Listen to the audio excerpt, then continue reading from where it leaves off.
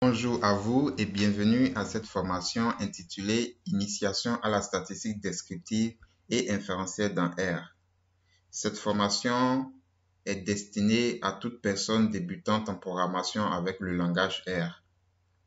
Notez que nous allons travailler dans RStudio, qui est l'environnement de développement par excellence pour écrire du code R. Donc, je vous invite à déjà, si ce n'est pas encore fait, installer le langage R ainsi que RStudio dans votre PC.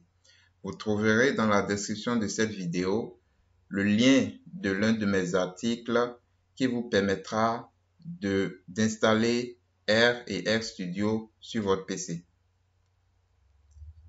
Avant de commencer, j'aimerais quand même qu'on définisse ensemble ce qu'est la statistique descriptive et ce qu'est la statistique inférentielle.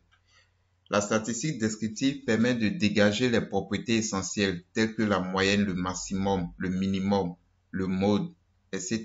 que l'on peut déduire à partir d'une accumulation des données. Les statistiques descriptives permettent donc la description et la synthèse des données disponibles.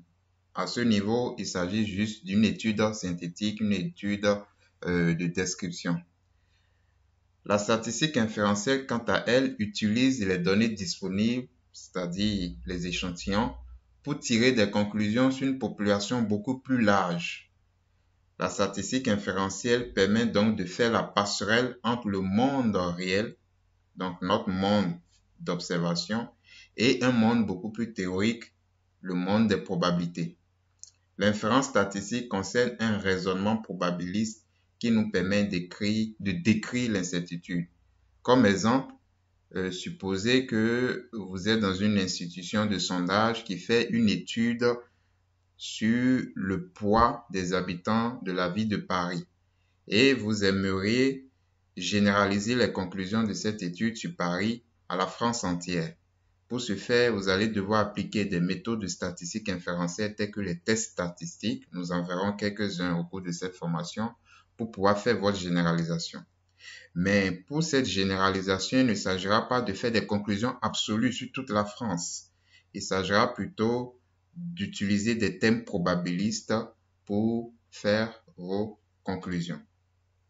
Cette formation, elle est purement pratique, ce qui veut dire que les connaissances acquises au cours de cette formation pourront être appliquées directement à tous vos projets quotidiens en data science ou en analyse de données. Et elle est subdivisée en 5 tâches principales. En tâche 1, nous verrons comment écrire du code pour avoir les statistiques descriptives et créer des visuels simples. En tâche 2, nous verrons comment calculer et visualiser les corrélations. En tâche 3, nous réaliserons des tests de students indépendants et appariés et nous visualiserons aussi les résultats.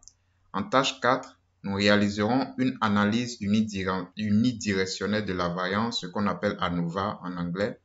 Et pour finir, en tâche 5, nous allons créer des tableaux croisés avec l'analyse du Qui2. Sans plus tarder, je vous invite à suivre la prochaine vidéo où nous allons commencer la tâche numéro 1.